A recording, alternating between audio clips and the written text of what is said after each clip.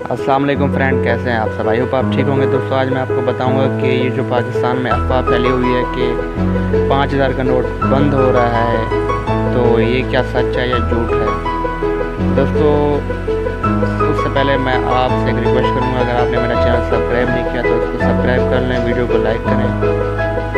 दोस्तों, ये बिल्कुल अफवाह है, ऐसी कोई बात नहीं है कि नोट बंद हो रहा है। और आपको ये मैं सबूत के साथ बताऊँगा, जो कि स्टेट बैंक ऑफ पाकिस्तान की तरफ से एक खबर आई है, वो मैं आपको दिखाता हूँ। दोस्तों, ये आप देख सकते हैं और इसको आप पढ़ लें अच्छी तरह, आपको इसमें से सब कुछ मालूम हो